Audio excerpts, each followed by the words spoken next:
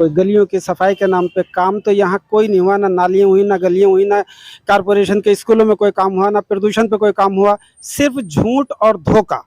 एक को सामने खड़ा करके आप मुखालिफ बना के वोट लेना चाहते हैं, काम नहीं करना चाहते।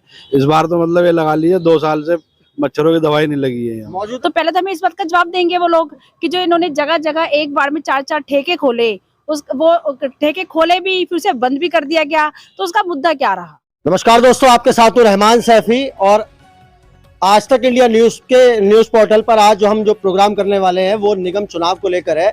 निगम चुनाव में जो आम जनता है दिल्ली की, वो किस तरह से देख रही है और उसकी निगम से जुड़ी क्या समस्याएं और अपना निगम पार्षद, उनके निगम पार्षद में क्या खूबी होनी चाहिए। नीतू बालाजी मेरे साथ यहाँ पर हैं। आप जानते हैं कार्यकर्ता के रूप में कांग्रेस पार्टी के और आम जनता के बीच में हमेशा सक्रिय रहती हैं। मैडम, इस टाइम जो निगम चुनाव है उसकी धारा किस ओर बह रही है, क्या समस्याएं आम जनता की? जैसे अभी सभी को पता है कि अब निगम के चुनाव होने वाले हैं, तो जो मेन मुद्दा है जनता का, जो पहले था आज भी वहीं पे टिका हुआ है कि जनता को अच्छी तरह पता है कि ना तो जो एक निगम के मुद्दे होते हैं जैसे कि सफाई, कूड़ा करकट, मेन ये सब समस्या जो है वो कहीं भी प्रॉपर नहीं है। पिछली सरकारों ने निगम के अंदर, जो बीजेपी थी या कोई भी सरकार रही है, उसने कुछ काम नहीं किया। तो मुद्दे तो जहाँ के तहाँ वहाँ आज भी वही है। तो ये लड़ाई जो है ये मुद्दों की है। जनता जो है अपने बीच में इस निगम चुनाव में किन मुद्दों को सबसे ज्यादा अहमियत इस बार दे रही है? इस बार तो ज्यादा मुद्दे यही है, एक तो एमसीडी के सफाई को व्यवस्था को लेके, ठीक है, एक दूसरा जो स्कूलों के अंदर साफ सफाई नहीं है उसकी व्यवस्था को भी लेकर परेशान है कहीं ना कहीं। और जो मेन समस्या है कि जो पेंशन है, जो अभी 60 साल से ऊपर है उनकी पेंशन नहीं बननी, जो पेंशन बिल्कुल ही बंद कर रखी है लोगों ने, तो पेंशन नहीं आ रही। कुछ मुद्दे इस तरीके के भी हैं। तो मेन तो यही है कि भाई निगम के अंदर ये देखा जाए कि जगह जगह साफ सफाई होनी चाहिए। जैसे इस समय कीड़े, जैसे मच्छर हैं जो कि इसमें नहीं होने चाहिए थे, उसको लेके उसको खत्म करने की व्यवस्था जो जगह जगह जो सरकार तो अभियान चला रही है, चाहे मच्छरों की बात हो या सफाई व्यवस्था की बात हो।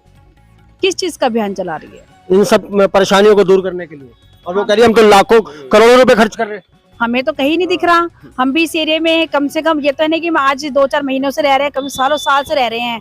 और कई निगम की जितनी सरकारें आई हैं हमारे सामने आके चली भी गई हैं, तो हमें तो कहीं भी नहीं। आज भी हम लोग मच्छर से इतना परेशान है कि कहीं कोई कंप्लेंट करो तो कोई छिड़काव करने नहीं आता।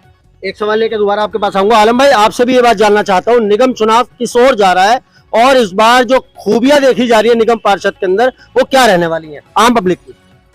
पब्लिक तो खूबी यही देखती है कि हमारे बीच का हो और काम करने वाला हो।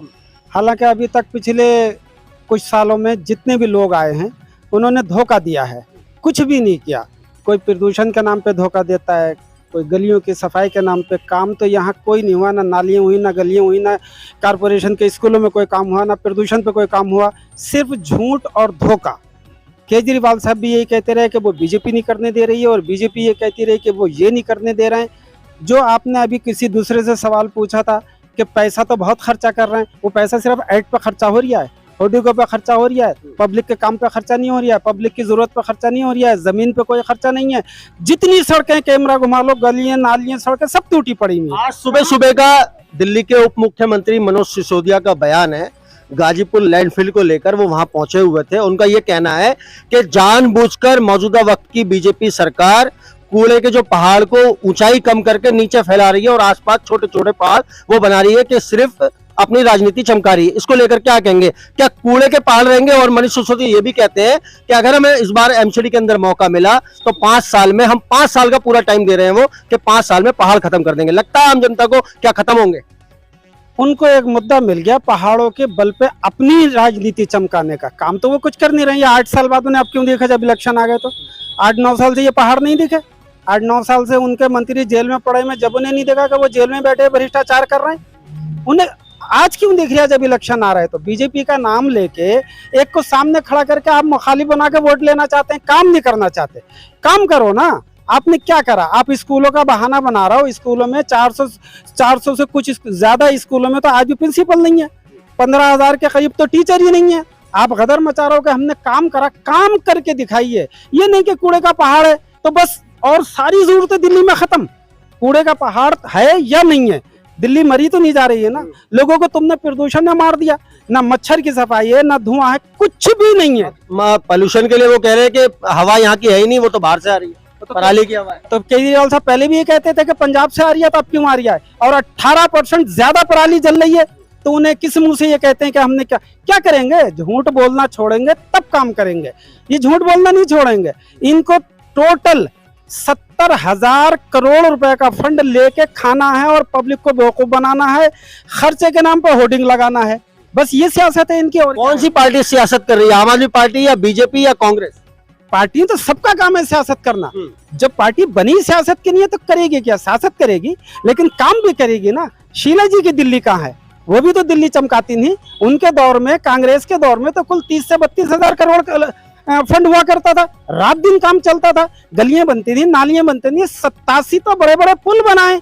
और फिर ये दोनों पार्टियां मिलके कहती थी चोर चोर चोर। वो आज कहाँ है ईमानदार जो कहते हैं हम कट्टर ईमानदार। हम भी मानेंगे कट्टर ईमानदार, उस सरकार के मुकाबले 5% तो काम करके दिखाओ। काम नहीं करना है, एक दूसरे का मुद्दा पकड़ के उसे गदर मचाना है और पब्लिक को बेवकूफ बनाना है कि वोट हमें दो, हम करेंगे। क्या करोगे आप? पंजाब में क्या कर लिया आपने? वहाँ पे आतंकवाद को हवा दे रहे हो, वहाँ पे खुलेआम कत्ल हो रहे हैं, वहाँ पे 18% और ज्यादा पराली जल रही है।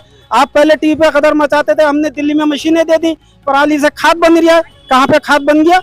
पहले इनको समझाओ, नेताओं को, मीडिया को चाहिए कि ये जो दोनों पार्टियां देश को गुमराह कर रही हैं, इनसे कुछ सवाल पूछा करो कि आप कर क्या रहे हो। एक दूसरे का बहाना, उसने ये नहीं करा तो मैं भी नहीं करूंगा, ये सियासत थोड़ी हुई, ये सियासत नहीं हुई। चुनाव जो आम पब्लिक के बीच में इस टाइम जो धर्मांतरण की राजनीति जो अपनी चरम सीमा पे पहुंच रही है, क्या निगम चुनाव में भी सरकारें इस पैतरे का इस्तेमाल करेंगी? धर्मांतरण का इस्तेमाल तो अब दोनों ही करने लगे, और खास तौर से बीजेपी का तो मुद्दा ये होता है क्योंकि जब उन्हें काम करना नहीं आता या वो करना नहीं चाहते तो धर्मांतरण ले आते हैं। लेकिन लगता है केजरीवाल साहब भी उस सिमत पे जा रहे हैं। हालांकि यहाँ हमारा जनता में तो ऐसा कुछ भी नहीं है, सब एक दूसरे काम आते हैं। अभी कोरोना के दौर में आपने देखा नहीं क्या, कौन हिंदू और कौन मुसलमान पहचान रहा था, एक दूसरे को कंधे पे ढो रहा था। तो ये सरकारें कहाँ थी? ये तो अपनी लाशें लिए बैठे हुए थे कि उसमें एसीओ में, जनता को तो जनता ढो रही थी। तो वहाँ तो कोई धर्मांतरण नहीं है। इनके दिमागों में है, इनकी सियासत में है, इनकी सोच में है, इनको समझाइए जाकर। जाहिद भाई यहाँ पहुंचे, अभी जाहिद भाई से पूछता चलूंगा एक सवाल। जाहिद भाई, आम जनता के बीच में आप रहते हैं, क्योंकि खुरेजी का जो एरिया बड़ा कंजेस्टेड एरिया, काफी पब्लिक वहां पे रहती है और निगम की सबसे ज्यादा समस्याएं खुरेजी के अंदर बताई जाती हैं। मौजूदा वक्त की वो कौन से मूलभूत मुद्दे हैं जिनको लेकर इस बार आम जनता खुरेजी के चाहे आसपास के क्षेत्र की वो वोट डालने जा रही है? सबसे बड़ा मुद्दा तो है सड़क जो है, सड़कों का हाल देखोगे आप, सड़कें नालियां भरी पड़ी हैं, मच्छर बहुत हैं, मच्छरों की दवाई नहीं हुई इस बार तो मतलब ये लगा लीजिए 2 साल से मच्छरों की दवाई नहीं लगी है। मौजूदा बीजेपी शासित एमसीडी सरकार ये बोल रही है कि हमने काम किया है, और आम आदमी पार्टी ये बोल रही है आज कि हमको मौका दो, इस बार पूरे 5 साल उंगली ऐसे करके मनीष सिसोदिया ने इशारा किया कि 5 साल का मौका दो, हम 5 साल में समस्याएं खत्म कर देंगे, निगम से जुड़ेंगे। आप यहाँ पे एक बार सर्वे कर लें, आप यहाँ पे खुरेजी में, ब्रिजपुरी में पिछले 8 साल से बग्गा जी विधायक हैं, आपको उनका किया हुआ काम दिख जाएगा, उन्होंने क्या किया है। एक बार क्षेत्रीय जनता से पूछ लें, वो जनता के बीच कितनी बार आए हैं, कितनी बार समस्या। साहब से जुड़े लोग ये कह रहे हैं कि हमने 85 लाख रुपए कब्रिस्तान में लगाए, इतने लाख रुपए हमने रोडों पे लगाए, इतने लाख रुपए हमने स्ट्रीट लाइट पे लगाए। क्या सच्चाई है इन सारे, क्या ढकोसलेबाजी है या सच में इसमें कोई सच्चाई है? बग्गा साहब के कार्यकर्ता उनके सामने एक सवाल भी नहीं कर सकते। आप उनसे एक सवाल रखवा के दिखवा दीजिए। मैं किसी से अगर ये कहता हूँ ना कि मेरी समस्या लेके चलना है, तो वो हाथ जोड़ देता है कि मैं नहीं जा सकता, आप खुद चले जाएं। आप एक बार उनके कार्यकर्ता से किसी पूछ के देखिए, आपने किसी लोकल बंदे का क्या काम कराया, एक फॉर्म पे साइन तक नहीं करा सकते। अभी उन्होंने बताया कि विकास के नाम पर खुरेजी में और उसके आसपास की जगहों में जितने भी मोहल्ले हैं, चाहे बृहस्पति हो चाहे उसके आसपास की जगह है, वहां पर जो उन्होंने सीवर लाइन का काम पूरे पुरजोर तरीके से करवाया है और सड़कों को ठीक करने का काम किया है। बहुत बुरा हाल है, झूठी बातें, झूठी सरकार है। शीला दीक्षित पे आरोप लगाए इन्होंने, सारे झूठे आरोप लगाए, बाद में माफी मांग ली। अब यही काम ही अब इसमें कर रहे हैं निगम में कि हम पहाड़ बदल देंगे। लोकपाल बिल आ गया, जिस चीज को ये लेकर आए थे उस मुद्दे को, वो आ गया।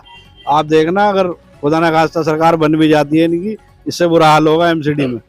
केजरीवाल को सिर्फ पैसे चाहिए अगले चुनाव के लिए, अगले मतलब किसी भी राज्य के लिए पैसे इकट्ठे करता है वो चुनाव लड़ने के लिए। मैं दोबारा आऊंगा आपके पास। मैडम, एक सवाल आपसे भी है, जैसे हमने पिछले कुछ महीने पहले देखा, शराब के ठेके एक बहुत बड़ा मुद्दा बना। आप खुद वहां पे मुझे प्रोटेस्ट में मिली है, मैंने इंटरव्यू भी लिया था आपका वहां पे। क्या वो इस बार अड़चन नहीं बनेंगे शराब के ठेके केजरीवाल की सरकार बनने के लिए? बिल्कुल बनेंगे, क्योंकि उस प्रोटेस्ट में सबसे अहम हिस्सा हम ही लोग थे। जिन्होंने महिलाओं ने, जितनी सारी साथी महिला खड़ी, इन सब ने उस ठेके को बंद कराने में अपना पूरा योगदान दिया था। और जरूर ये मुद्दे तो हमारे, सबसे पहला मुद्दा तो हमारा यही वाला है, शराब के ठेकों वाला, कि जो केजरीवाल सरकार जो आज निगम के अंदर अपनी सरकार बनाने का दावा कर रही है, तो पहले तो हमें इस बात का जवाब देंगे वो लोग कि जो इन्होंने जगह जगह एक बार में 4-4 ठेके खोले, वो ठेके खोले भी, फिर उसे बंद भी कर दिया गया, तो उसका मुद्दा क्या रहा? तो ये तो सबसे बड़ा सवाल है और इसका हम पुरजोर विरोध करेंगे। उन्होंने तो बताया कि प्रोटेस्ट के बाद जो है महिलाओं की बात सुनते हुए, चाहे महिला या वृद्ध पुरुष जो वहां बैठे थे, उनकी बात सुनते हुए हमने जो है ठेके बंद कर दिए। ऐसा तो नहीं होता ना कि जब प्रोटेस्ट चल रहा है तो सरकार को भी कहीं ना कहीं पता चलता है, सारी चीजों का जायजा उनका भी होता है कि कहाँ पे कौन से ठेके पे कौन सा प्रोटेस्ट चल रहा है, उस समय क्यों नहीं बंद किया? तो कहीं ना कहीं उनकी थी ना कि उन्होंने सारे ठेके तो खोल दिए, जो नहीं खोल पाए वहां बंद हो गया। तो ठेके तो उन्होंने पूरा उससे ही खोले थे ना, सब जगह खुले ही थे। वो तो बाद में किसी भी कारणवश उनको बंद करना पड़ा है, जो जनता ने और सरकार, बीजेपी सरकार ने, कांग्रेस सरकार ने उसका विरोध किया, तब जाके ठेके बंद किए गए। ये तो हम सबको ही पता है कि ठेके कैसे बंद किए गए। आलम भाई, एक सवाल और है मेरा। जिस तरह से ये खुरेजी के आसपास का क्षेत्र है, काफी कंजस्टेड जगह है और सबसे ज्यादा भारी विधानसभा यही मानी जाती है, क्योंकि सबसे ज्यादा वोट इसी विधानसभा में है। क्या यहाँ की जनता इस बार जितने भी कैंडिडेट खड़े होंगे, अभी तक नामांकन नहीं हुआ उनका, नामांकन के बाद जितने भी कैंडिडेट आएंगे, क्या कैंडिडेट के चेहरे पर वोट देगी, या पार्टी के चेहरे पर वोट देगी, या विकास के नाम पर वोट देने वाली है? देखिए, पार्टियां जो मौजूदा दोनों पार्टियां हैं, ये तो अपना बेइंतहा बुरा किरदार दिखा चुकी हैं। तो मुमकिन है इलाके के फेस पे, चेहरे पे ज़्यादा वोट पड़े, चूँकि काम के नाम पे सिर्फ एक दूसरे को बुराई तो कह रहे हैं ना। ये केजरीवाल साहब, ये अब जैसे आपने कहा कि ये बहुल क्षेत्र है अल्पसंख्यक, अल्पसंख्यक में उनका आप किरदार देखें क्या है। कोरोना से लेकर आज तक उन्होंने कौन सा ऐसा गलत काम है जो नहीं किया, और अगर आप सही मायनों में उनके किरदार पे नज़र डालें तो अल्पसंख्यक और वो ये जो दलित हैं, इनके सख्त मुखालिफ, अगर आरएसएस से भी ज्यादा कट्टर दुश्मन कोई है तो वो है केजरीवाल साहब।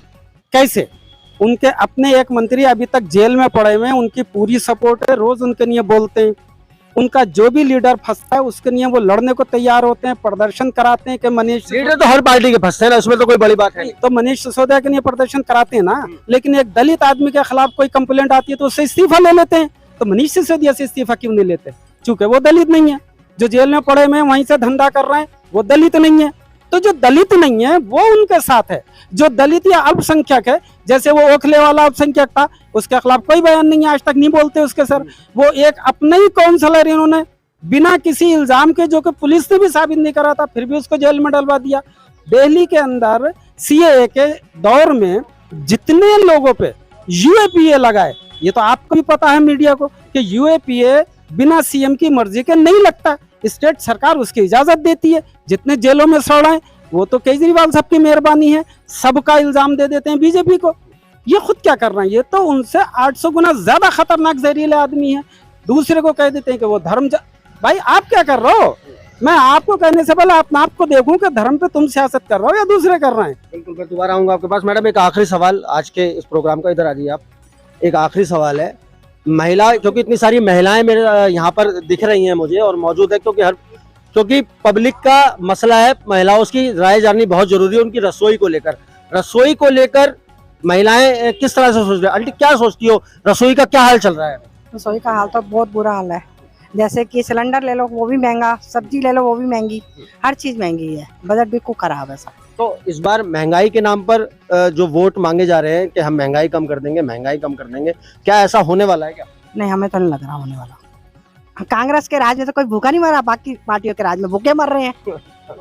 मैं आपसे भी ये सवाल पूछता चलूंगा कि जिस तरह से निगम चुनाव अभी चल रहा है, बस शुरू ही होने वाला है, एक दिन बीच में है नामांकन में, किस तरह से देख रहे हैं निगम चुनाव किस ओर जाने वाला है? क्या विकास के नाम पर वोट पड़ेगा, कैंडिडेट के नाम पर वोट पड़ेगा, या पार्टी के नाम पर वोट पड़ेगा? पार्टी के नाम से पड़ेगा। कैसे?